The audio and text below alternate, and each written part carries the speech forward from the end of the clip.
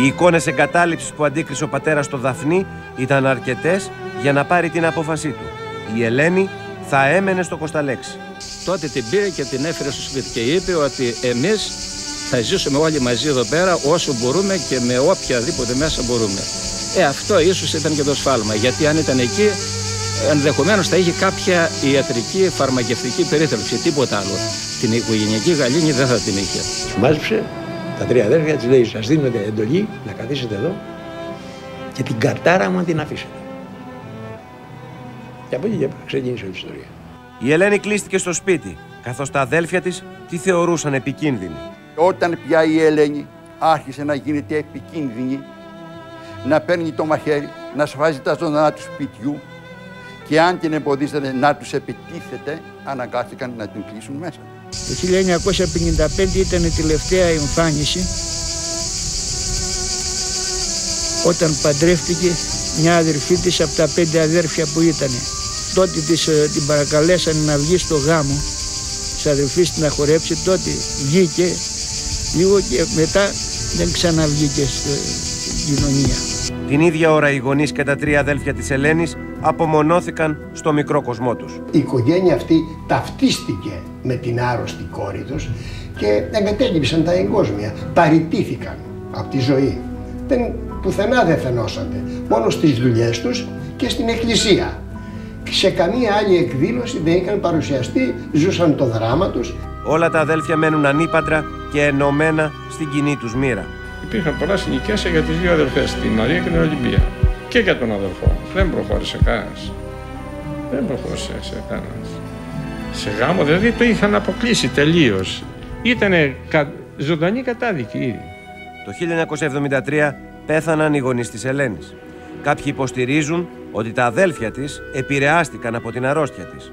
Έμεινε σε 3 δωμάτια η κοπέλα και όχι σε μουντρούμι που λέγανε και υπόγειο, ήταν ισόγειο, υπερυψωμένο και ήταν πατωμένα τα 2 δωμάτια και το άλλο ήταν χώμα, ήταν δηλαδή από παλιά. Και το παιδί αυτό περιεφέρετο και στα 3 δωμάτια, ενώ τα αδέρφια της και οι γονείς της μέναν σε ένα καμαράκι, ένα παράσπιτο. Απορώ πώς επέζησαν εκεί μέσα. Ήταν δηλαδή δεν είχε ένα ύψος 2 μέτρων, με υγρασία κάτω, με τις λεγόμενες κουρελούδες στρωμένο και πάνω εκεί κοιμόντουσαν αυτοί οι άνθρωποι. Οι συνθήκες που ζούσε τόσο η Ελένη όσο και τα αδέλφια της ήταν γνωστές, όχι μόνο στους κατοίκους αλλά και στις αρχές. Το ήξερε ο νομίατρος εδώ, το ήξερε η Μητρόπολης, το ήξερε ο αστυνόμος των Κομποντάδων. Περνούσανε, του χαιρετούσανε τον γέροντα Καριώτη ή τα παιδιά, πώς πάει η Ελένη. Όλοι λοιπόν το ξέρανε. Μετά όταν έγινε η αποκάλυψη, όλοι βγήκαν στους δρόμους. Αυτό είναι από πρωτοσέλιδο. Ο τίτλος: «Με λιτζάρισμα απειλούνται τα αδέρφια της από το εξαγριωμένο πλήθος» στη Λαμία. Φωτογραφίες 2.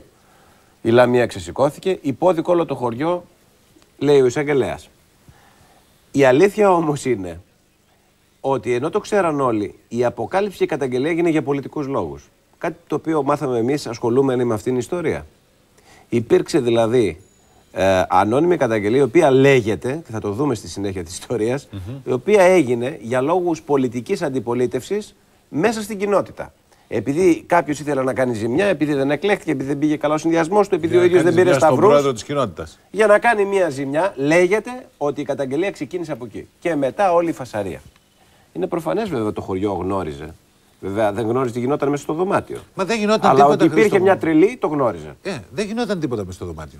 Οι εφημερίδες μυθοποίησαν τα πράγματα. Το δωμάτιο στο οποίο έμενε η Ελένη ήταν σε καλύτερη μοίρα από αυτό που μέναν τα αδέρφια της. Τώρα πώς έγινε. Ήταν όμως τρελή, ήταν ψυχοπαθής η γυναίκα. Δεν ξέρω, δεν είμαι ειδικός να πω τι ήταν. Το πώς έγινε και βρεθήκαν κατηγορούμενα τα αδέρφια της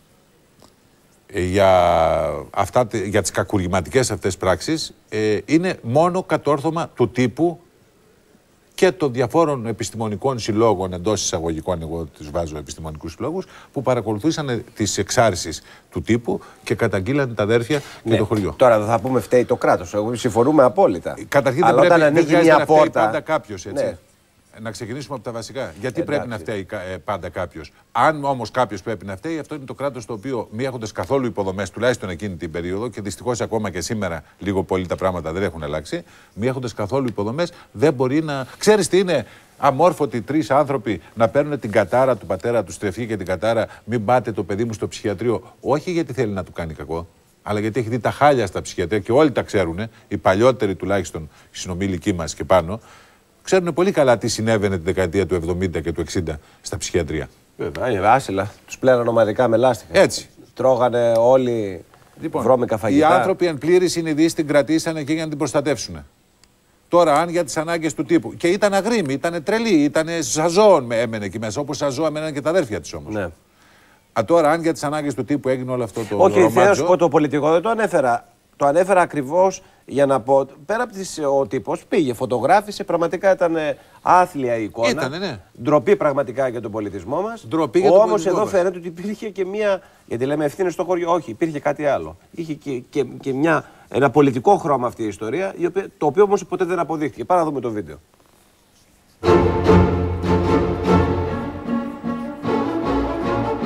Η ιστορία της Ελένης από το Κοσταλέξη ήταν γνωστή σε πολλούς. Ωστόσο πήρε διαστάσεις όταν κάτοικος της περιοχής ανώνυμα κατήγγειλε αρχικά σε εφημερίδες και μετά στην αστυνομία ότι τα αδέλφια Καριώτη κακομεταχειρίζονταν την αδερφή τους.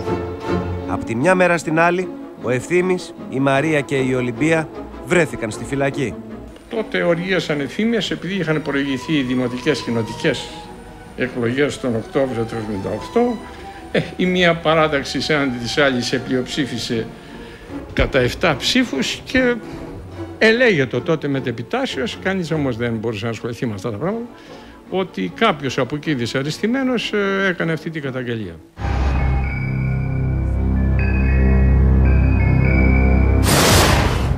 Σύμφωνα με τους κατοίκους του χωριού, η σύλληψη της οικογένειας έγινε με άθλιο τρόπο.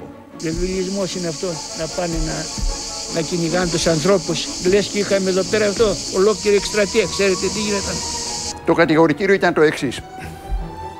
Την έκλεισαν μέσα στο ισόγειο δωμάτιο του σπιτιού τους, το οποίο ήταν ανθυγιεινό, ανήλιο και υγρό.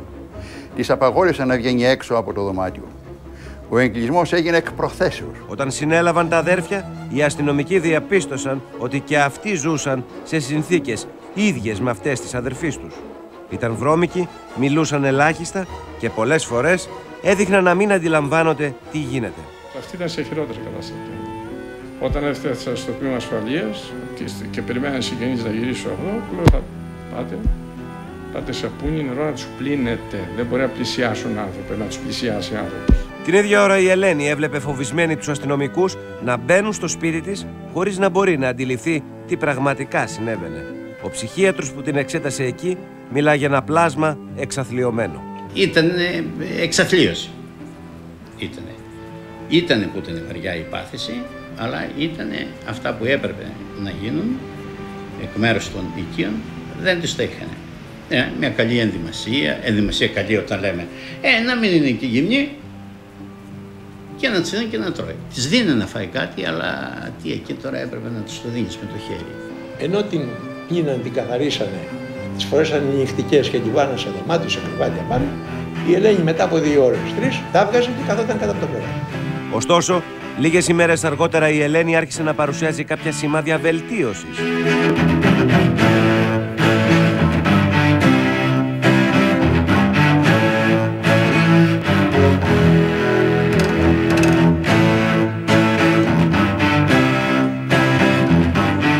Εν τω μεταξύ το χωριό ξαφνικά κατακλείστηκε από αστυνομικούς, δημοσιογράφους και τηλεοπτικά συνεργεία. Το Κοσταλέξη στη συνείδηση του κόσμου ταυτίστηκε με την εξαθλίωση και την ένοχη σιωπή. Παρά τη μετέπειτα αθωωτική απόφαση του δικαστηρίου, για τα αδέλφια Καριώτη το στίγμα δεν έφυγε ποτέ.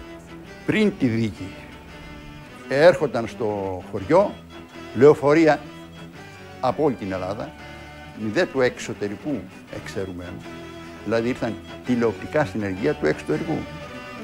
Και ερχόταν οι άνθρωποι αυτοί παραπληροφορημένοι από τα μέσα μαζικής ενημέρωσης να προσκυνήσουν τον τόπο όπου μαρτύρησε η Ελένη. Εκατοντάδες κάτοικοι της Λαμίας συγκεντρώθηκαν έξω από το αστυνομικό τμήμα. όπου κρατούνταν τα αδέλφια Καριώτη για να τους λιτζάρουν. Όταν επρόκειτο να προσαχθούν για απολογία, αυτός ο χώρος γύρω-γύρω από τα δικαστήρια ήταν δεν μπορούσε να περάσει άνθρωπος για να τους λιτζάρουν. Ήταν μια τυπική περίπτωση ακραίων αντιδράσεων απέναντι στο φαινόμενο του στίγματος που η κοινωνία προσάπτει στο ψυχικό άρρωστο.